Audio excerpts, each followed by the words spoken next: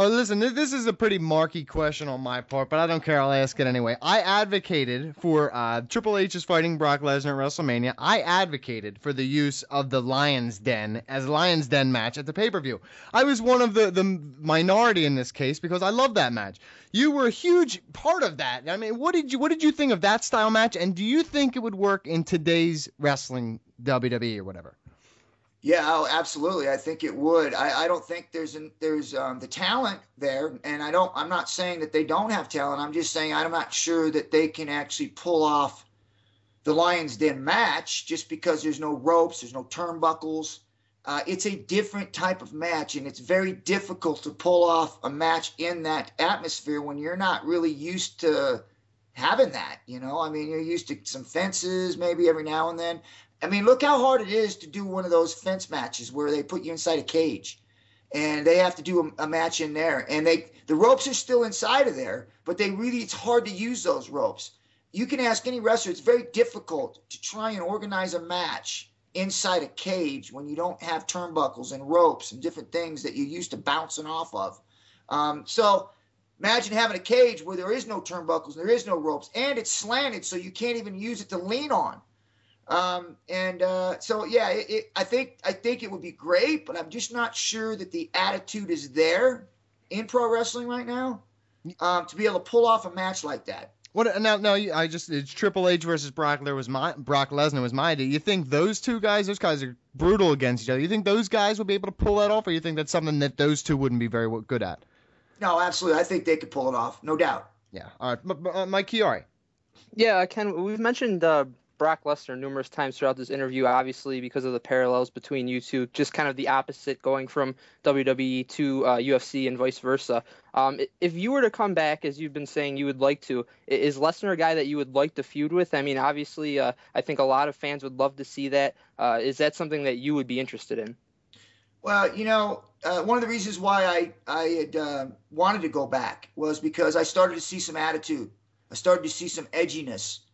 And it started to pique my interest a little bit. I saw The Rock come back. John Cena's always been one of those guys where I've looked at and thought that if he was in that time of that attitude era, I think he would have been huge, because I think he has that mystique and that attitude and that cockiness that you've seen like in a Stone Cold Steve Austin. And I thought during that time, watching him, I thought, man, this guy, if he would have been an attitude era, I think he'd have just been over the top. Unfortunately, in the time that we're in now, there's really not a whole lot of that attitude stuff going on. And I'm not sure it's the wrestler's fault or whose fault it is, but there's just not enough, like kick-ass stuff going on. Brandon Galvin? Yeah, Ken, it's a hot debate on the internet right now, and I have to ask, who would win in a fight, in your opinion, between Dana White and Vince McMahon? You mean like straight up fight? Yeah. Well, I mean, I got to go to the grappler. I mean, I can't say Vince and I can't say Dana because I don't think either one of them. I mean, first of all, I think Vince, if he got really mad, he's strong as all get out. Strength goes to Vince.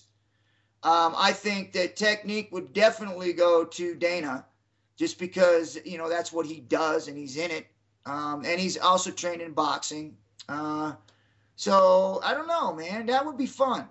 But you know what? I know for sure that it'd be the highest selling box office ever. I'd watch it. Yeah, you have two of the biggest companies in sports entertainment and mixed martial arts. So you're looking at and that actually came to what the question is based off is. Vince McMahon actually did call out Dana White. What do you think about all that? He actually said to him, "I would love to fight you, whether it's in a UFC octagon or if it's in a WWE ring. I want to fight you."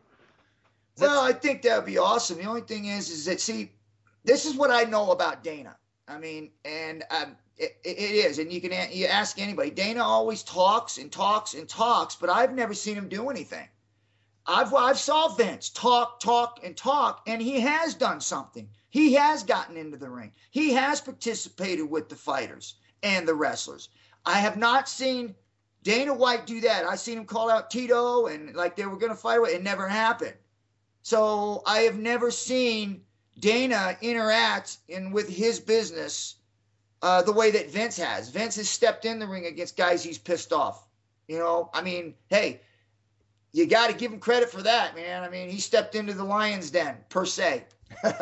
He did step into the lion's den one time.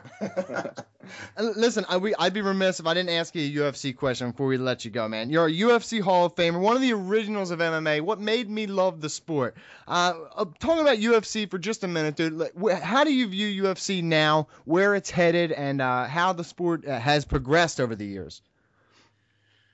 Well, I think that, as a purist, most people that in the beginning who competed during those times don't really like what's happening now.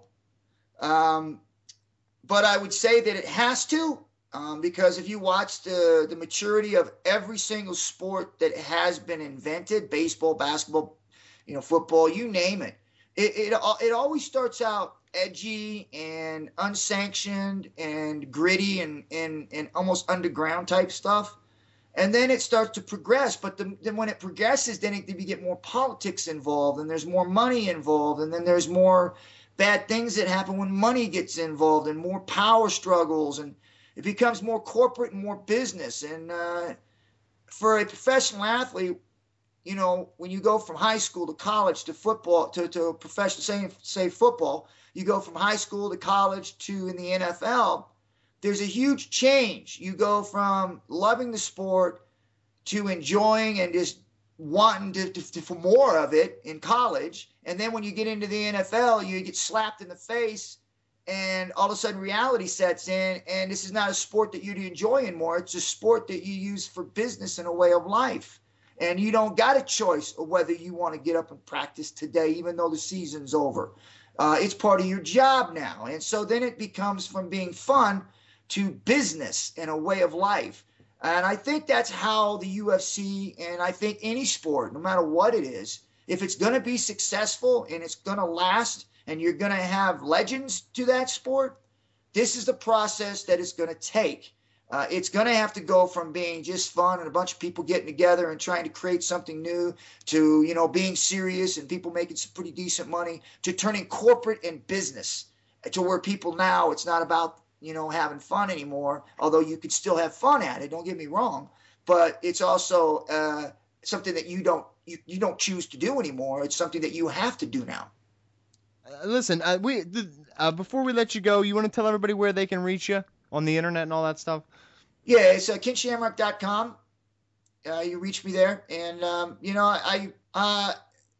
I really enjoyed the time that I had in WWF. And hopefully, this is a message to the fans out there, hopefully the opportunity comes that I'd be able to go back and actually see whether or not I can complete that dream, or at least have the opportunity. If not, that's fine. I'm pretty happy with what I did there. But it would be nice to go back. I seen Brock in there. I seen, The Rock in there. Be nice to, lock up with Cena. But you know what? That's fine. If it happens, great. I'd love to get in there. But I'm not going to sacrifice, a whole lot to do that. So. Hey, listen, the WWE would be foolish to not bring you back, man. You're a big name, and you were great in your time, and you're still great now. We appreciate your time coming on the show. We really do, Mr. Shamrock. Well, yeah, you guys, thanks for having me, man. God bless. Thank you very much. Have a great day, man.